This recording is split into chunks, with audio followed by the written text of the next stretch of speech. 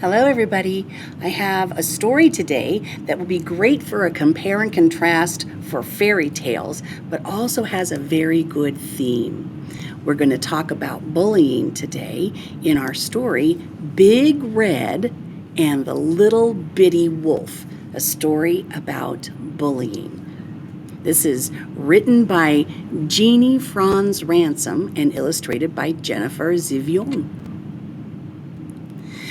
There was only one path that led from where Little Bitty Wolf lived to where he went to school at Pinecone Elementary. And that was a problem. Over the summer, Big Red Riding Hood had moved in with her grandmother.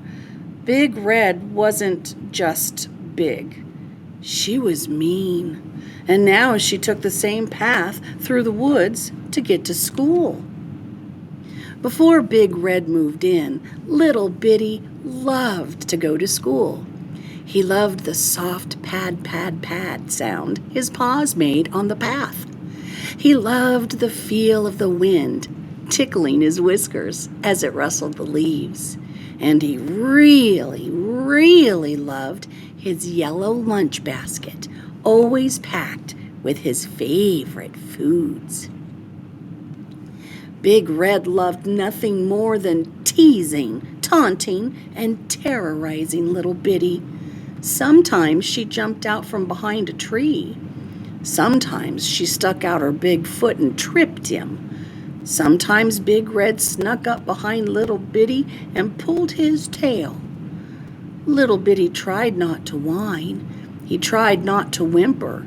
He tried not to talk to Big Red at all. Nothing seemed to help. Little Bitty asked his parents what to do. Oh, that's a great idea. Just tell her to stop, Mom told him. Tell her you don't like it when she teases you. Stop it, Little Bitty said when Big Red kept throwing acorns at him. I don't like that. Ha ha ha. Big Red laughed. But I do, Big Red said, and she picked up a big acorn and hit him in the nose.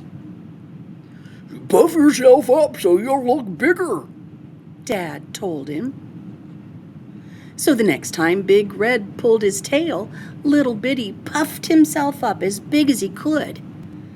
But Big Red just laughed. Ha ha ha, I'm not scared of a little bitty wolf, she smirked. Little Bitty didn't know what to do, and then one morning a shadow fell across the path. Little Bitty looked up. It was Big Red. Where do you think you're going? Big Red asked. Little Bitty tried to run by Big Red, but she blocked his way. Not so fast. Big Red grabbed the basket right out of his paws and skipped away. A tisket, a tasket, I've got a brand new basket. Little Bitty was so sad. What would he eat for lunch? What would his parents say when he didn't bring his basket home? Would they make him take his food in a brown bark bag? When Little Bitty Wolf got to school, his teacher, Ms. Doe, asked what was wrong. Little Bitty didn't want to tell her. Big Red was looking right at him. Ms. Doe sent him to talk to the school counselor, Mr. Know-It-Owl. Little Bitty Wolf told him about Big Red. Oh, I'm so glad that Little Bitty has grown-ups to talk to, aren't you? It sounds like quite a problem, Mr. Know-It-All said. What have you tried to fix it? I asked Big Red to stop bothering me, just like my mom said, Little Bitty told the counselor. And I puffed myself up to look bigger, just like my dad told me, said Little Bitty. But Big Red just laughed at me, and now she has my lunch basket, and I don't know what to do. He wiped his eyes with his tail.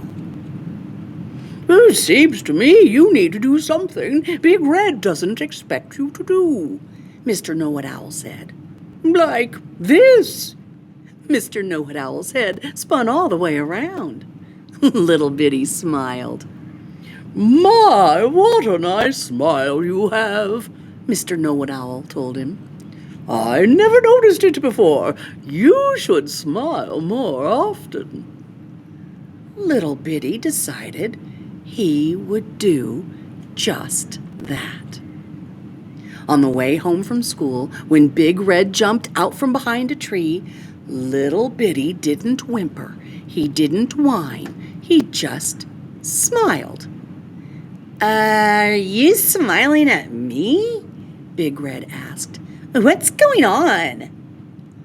Little Bitty just kept smiling. He was so nervous, it was all he could do to keep his paws planted in one place. What's so funny? Big Red asked, taking a step back. Stop looking at me like that.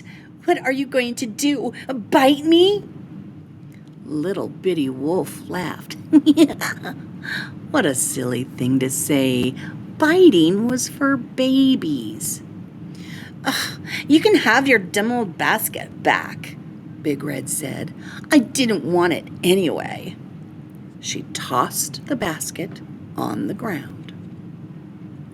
Little Bitty smiled even bigger. Mr. Know-It-Owl was right. Doing something Big Red didn't expect had worked. Maybe he'd never smiled at her before. He had a feeling Big Red didn't get many smiles. He'd make sure she got plenty now. Little Bitty trotted off toward home with his ears up and his tail high, feeling a little bit bigger and a whole lot better. Oh, that's the end of our story, but this is a wonderful book with lovely notes for parents and caregivers and children that are maybe experiencing bullying or witnessing bullying. So there's so many pointers in that book. I hope that you get that if it's something that you're dealing with. Big Red and the Little Bitty Wolf. A great story to remind us that sometimes we just have to use a different method to help solve our problems. Smiling. Who would have thunk? Until we see each other again. Adios, amigos. Goodbye.